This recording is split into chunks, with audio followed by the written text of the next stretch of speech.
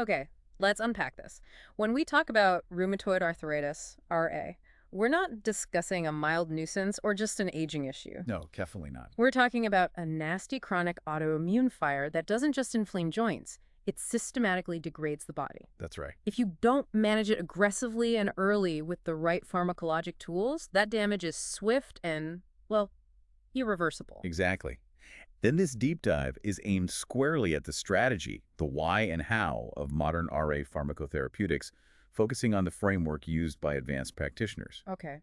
Our mission here is to move past simply memorizing drug names and instead focus on the complex goals, the clinical algorithms, and the specific mechanisms of the disease-modifying antirheumatic drugs, or DMARDs, that make this aggressive treatment possible. So before we get to the drugs, what is the enemy doing? We know RA involves symmetric polyarthritis showing up as redness, swelling, tenderness, often starting in the small joints, right? Yeah, the MCPs, PIPs, and wrists, typically. Though it can hit larger joints too. But that symmetric pattern in the hands and feet is key. It is. And just a quick note for context, women are affected more than twice as often as men.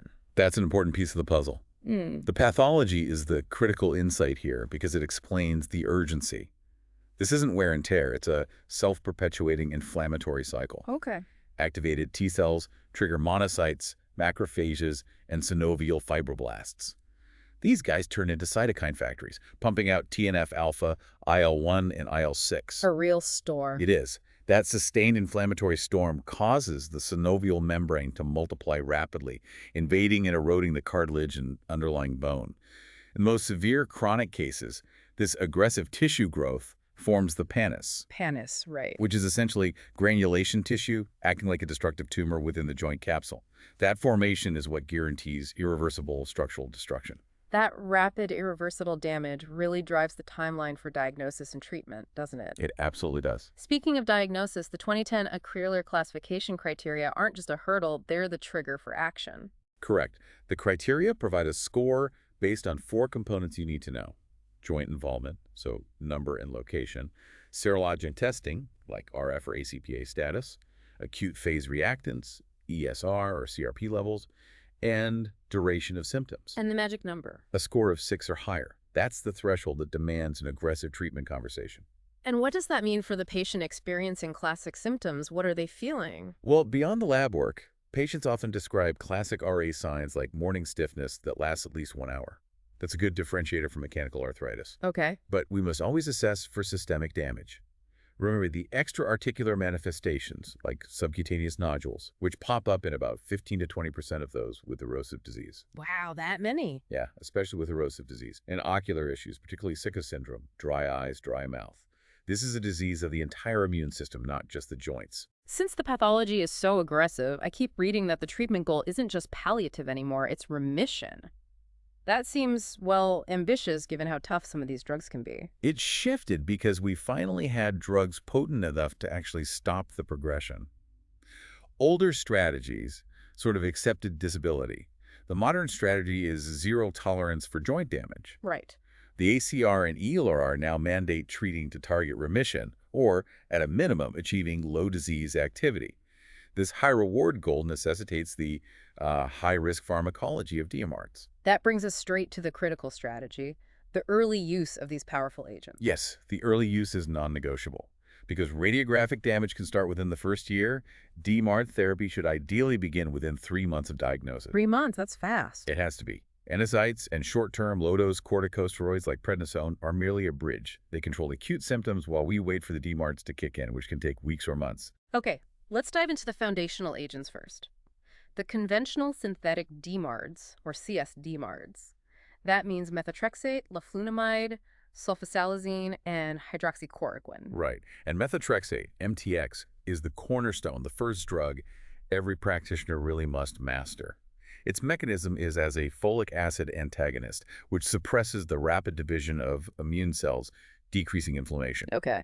It's effective, but its efficacy comes with mandatory vigilance. Let's focus on that vigilance. Given its severe black box warnings, what must the practitioner monitor, and why is that detail so crucial for our listener? It's life and death vigilance, truly. Because it's a folic acid antagonist, MTX suppresses bone marrow and affects the liver, where it's metabolized. Okay. So before starting, you need a baseline CBC, LFTs, renal function, UN creatinine, and often hepatitis screening. Monitoring must occur every 2 to 4 weeks initially. That frequently. Yes, initially. You are diligently watching for signs of hepatotoxicity. If liver enzymes persist at 2 to 3 times the upper limit of normal, you have to discontinue the drug. Furthermore, you're watching for bone marrow suppression. But the specific danger often overlooked is pneumonitis. If the patient reports a new, persistent dry cough, shortness of breath, or fever, they must report it immediately because the pulmonary damage can be fatal. Wow. And a critical, non-negotiable restriction applies to conception, which speaks to its profound teratogenicity. Absolutely. MTX is contraindicated in pregnancy and breastfeeding. And this isn't just for women, it's for men too. Ah, good point. Because MTX affects sperm quality, men must stop MTX at least 3 months before attempting conception. Women need a strict washout of at least 1 ovulatory cycle. Moving to the synergistic agent, leflunomide or LEF, how does that fit in? Well, LEF inhibits pyrimidine synthesis, which, and this is a critical detail, is a different pathway than MTX's purine synthesis inhibition. Okay, different pathways. Exactly. Because they hit 2 different synthesis pathways, they can combine synergistically, potentially allowing us to use lower doses of the highly toxic MTX. Makes sense. However, LEF itself carries huge hepatotoxicity warnings and a major complexity. Its half-life is 15 to 18 days. That long half-life has serious clinical implications, I imagine. It really does. It means that for women wishing to conceive, you cannot just wait it out. Waiting 2 years for natural clearance isn't practical or safe. So what do? You must use an accelerated clearance protocol-activated charcoal or cholestyramine to wash the drug out of the system quickly before conception is attempted. This highlights how seriously we must view these agents' teratogenic risk. Definitely. And briefly, the other 2 CS DMARDs, sulfasalazine, SSZ, and hydroxychloroquine, HCQ. Right. SSZ is often used when MTX is out, maybe contraindicated. Its MOA is linked to decreasing inflammatory cytokines via the sulfapyridine part. Okay. The core risk is rare but severe granulocytosis, a big drop in white cells, and a strict contraindication if the patient has a sulfo or salicylate allergy. Got it. And HCQ? HCQ, the antimalarial, is generally for milder early RA without erosions. It inhibits antigen processing. Yeah. The key monitoring point here is the eyes. The eyes. Due to retinal concentration, potential toxicity, patients must have a baseline eye exam, 1 at 5 years, and then annually thereafter. Good to know. Okay, now we move past the conventional foundation and into the specialized high-tech tools. Let's shift into the targeted synthetic DMARDs, TSDMARDs, and the biologic DMARDs, BDMARDs. Right. If CSDMARDs are the heavy artillery, these next agents are more like the laser-guided missiles. That's a good analogy. Let's start with the TSD arts. Okay, the TSDMARDs are the Janus Kinase, or JAK, inhibitors, tafasitinib, baricitinib, upadacitinib. They are orally active and interrupt the signaling cascade inside the immune cell. Inside the cell. Yes, by competitively inhibiting specific JAK enzymes like JK1, 2, 3, TYK2. By preventing that signal, the inflammatory message stops. What's unique about monitoring these TSD-MARDs compared to, say, MTX? Well, they require the same infectious disease due diligence as biologics, starting with screening for latent TB. That's crucial. Okay, TB screen first. But clinically, they require strict cutoffs before initiation because they can cause bone marrow suppression. For instance, you cannot start tafasitinib if the lymphocyte count is below 500 or the absolute neutrophil count is below 1,000. Very specific numbers there. Yes. Also, tafasitinib and serlimab specifically can increase lipid parameters, LDL, HDL, the works. So you need a lipid panel check 4 to 8 weeks after therapy initiation. Interesting added monitoring. Now, the biologic DMARDs, BDMARDs, which are derived from living sources and target specific immune checkpoints. Right. The largest group here is the TNF-alpha inhibitors, etanercept, infliximab, adalimumab, and others. They work by binding circulating TNF-alpha, which is a main destructive cytokine, rendering it inactive.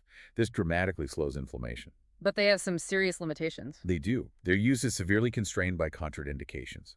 They're absolutely ruled out in New York Heart Association Class 3 or 5E heart failure and in patients with treated solid malignancy or lymphoproliferative malignancy within the last 5 years. And the high risk of infection applies here too, right? Like with the JA inhibitors. Yeah, absolutely. The mandatory screening for latent TB is necessary because they can reactivate the infection. That's a huge risk. Okay. And practitioners must remember a critical dosing nuance for infliximab. It requires co-administration with MTX. Always that. Giving infliximab as monotherapy greatly increases the risk of the patient developing antibodies against the drug, basically rendering it ineffective over time. Ah, okay. Makes sense. Quickly, the mechanisms of the other key biologics. Sure, abatacept is a T-cell modulator. It prevents T-cell activation by binding to CD80 and CD86 on antigen-presenting cells, blocking the necessary second signal. So it stops the go signal for T cells? Essentially, yes. It's often given through an initial IV loading dose followed by weekly subcutaneous injections. Then you have the IL-6 receptor antagonist tocilizumab and seralutinib, which block IL-6. And IL-6 does what again? It's another key inflammatory cytokine. Yeah. Blocking it not only decreases B T cell activation, but also reduces osteoclast activity. Those are the cells that chew away bone. Gotcha. These agents require meticulous monitoring of platelets, neutrophils again, specific cutoffs, contraindicated if ANC is under 2,000, and liver enzymes. This raises a critical safety point, given the potency of all these agents. What about combining multiple targeted or biologic drugs? Can you do that? That is a massive clinical warning underscored throughout the literature. Never use JAK inhibitors in combination with BDMARDs, and never use multiple BDMARDs together. The risk of severe, potentially fatal immunosuppression and infection is just too high. Okay, crystal clear. And one final safety rule. Live vaccines are contraindicated during therapy with these drugs and for up to 3 months after they are discontinued. Right, because the immune system is suppressed. Yeah. Okay, we've covered the entire armamentarium now. Let's transition to the overarching strategy. How do clinicians actually put this together when facing a new patient? We need to analyze the logic of the EULAR treat-to-target algorithm. How does that work? Yeah, so the EULAR strategy is phase-based. It's guided by disease duration. Is it early, less than 6 months, or established more than 6 months? And also by disease activity, low, moderate, or high. Okay, phase-based. What's phase 1? Phase 1, the initial treatment, is almost always MTX monotherapy. If that's contraindicated for some reason, then you substitute LEF or SSE. Okay, start with the cornerstone. What happens when phase I fails? That's where the key strategic pivot occurs, right? That's phase 2. And here's the crucial part.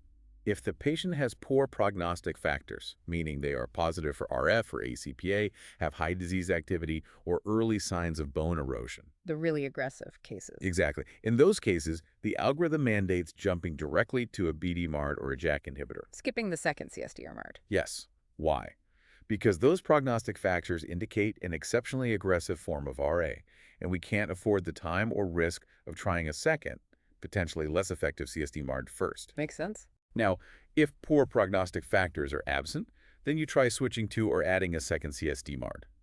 Only if that fails do you move to a BDMARD or JAK inhibitor. And what about phase 3? Phase 3 is essentially failure of the first biologic or JAK inhibitor. At that point, you switch to a different BDMARD or JAK inhibitor, potentially one with a different mechanism of action. Got it. Now, a really important group, women of childbearing age, who are disproportionately affected by RA. The algorithm must get complicated there due to teratogenicity. It's a constant clinical dilemma. MTX, LEF, abatacept, and rituximab are all teratogenic and absolutely contraindicated in pregnancy. So what are the safer options? The safest DMARDs, often used as monotherapy or maybe with low-dose steroids, less than 15 milligrams a day, are the antimalarials like hydroxychloroquine and sulfasalazine. Okay. Also, a quick note on NSAIDs. They must be avoided after 30 weeks of gestation due to risk of premature closure of the ductus arteriosus in the fetus. Right. Critical point. Finally, that treat-to-target approach demands intensive follow-up. How often are we checking in? When initiating DMARD therapy, the patient must be reassessed every 1 to 3 months. 1 to 3 months. Yes.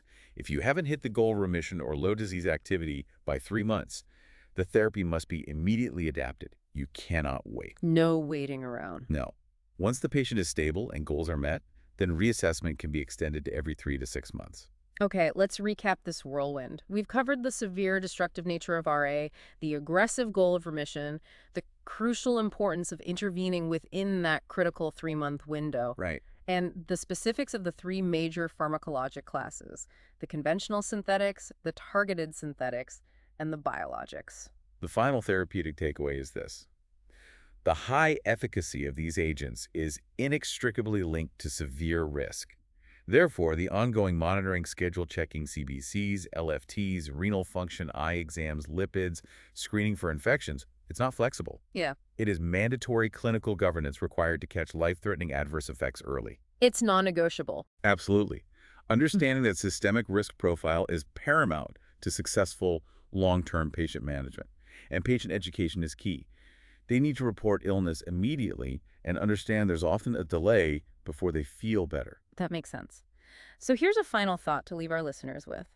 Considering the speed and severity of joint damage within that first year of RA, what ethical and practical challenges exist in ensuring every patient is actually started on high-risk, high-reward DMARD therapy within that critical 3-month window, especially given the cost and the intense monitoring burdens? That challenge drives every conversation about patient access, equity, and adherence in modern rheumatology. It's a huge issue. Something to definitely think about. Thank you for joining us for this deep dive into RA pharmacotherapeutics. And thank you for being a part of our little last-minute lecture family.